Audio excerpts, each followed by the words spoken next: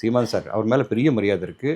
தமிழ் அப்படின்றது நிறையா பெருசாக அப்படி வந்தது அவர்னால தான். நான் சொல்கிறது பெருசானா மரியாதை ஒரு நிறைய இளைஞர்களை வழி நடத்துனாங்க, இல்லைன்னு சொல்ல. பட் அவங்க செஞ்ச நிறைய தவறுகள். நான் என்ன சொல்கிறேன், ஒருத்தரை சாடுறதே முதல்ல தப்பு. ஒருத்தரை பேசுகிறது, அதாவது என்ன சொல்லுவாங்க, நாகரிகமாக பேசுறதுன்னு ஒன்று இருக்குது, அநாகரிகமாக பேசுறதுன்னு ஒன்று இருக்குது. நம்ம ரொம்ப ரொம்ப இறங்கி போய் பேசும்போது அவரோட லெவலுக்கு அது தேவையில்லை. அவரை நிறைய பேர் விரும்புகிறாங்க, நிறையா விஷயங்கள் நடக்குது. ஸோ பேச பேச என்ன ஆகும், யார் அந்த பேச்சு வாங்கினாலும் அவங்க வளர்ந்துட்டு போவாங்க. இவங்க அதுதான் இப்போ நடந்திருக்கு, வேறு ஒன்றுமே கிடையாது. கூட இருக்கவங்களே என்ன ஏன் இப்படி பேசுகிறாங்க, ஏன் இப்படி அப்படி தான் நினைப்பாங்க கூட இருக்கவங்க. இப்போ நானே நீங்களும் ஃப்ரெண்ட்ஸுங்க, நான் அவங்க கூட இருக்கேன்.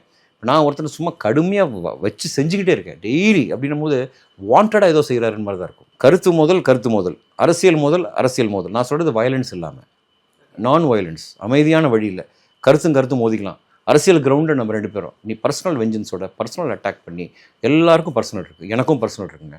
நான் பர்சனலில் எவ்வளவோ தவறு பண்ணியிருக்கலாம், அதை எடுத்துகிட்டு வந்து மனுஷன் திருத்திருக்கலாமே. ஒரு மனுஷன் நல்லவனாக இருக்கலாம்ல. அண்ட் இதை வந்து நீங்கள் அடித்து பிடிச்சி பண்ணி ஒருத்தர் பர்சனலுக்குள்ளே போய் அது வந்து அநாகரிகம். எல்லாருக்கும் பர்சனல் இருக்குது. எங்கள் அப்பாவுக்கு இருக்குது, எங்கள் அம்மாவுக்கு இருக்குது, எங்கள் ஃபேமிலி எல்லாருக்குமே பர்சனல் இருக்குது. அதுக்குள்ளே போகணுன்ற அவசியம் இல்லை. ஒரு சில பர்சனல் க்ளீனாக இருக்கும், ஒரு சில பர்சனலில் கொஞ்சம் மேலே கீழே அப் அண்ட் டவுன் இருக்கும், அவ்வளோதான். தவிர அதை பேசுகிறதுனால என்ன ஆகுனா உங்களோட மரியாதை தான் குறையுது. நீங்கள் கீழே போயிட்டே இருக்கீங்க, இவங்க மேலே போயிட்டே இருக்காங்க. இதுதான் டிஃப்ரென்ஸ்.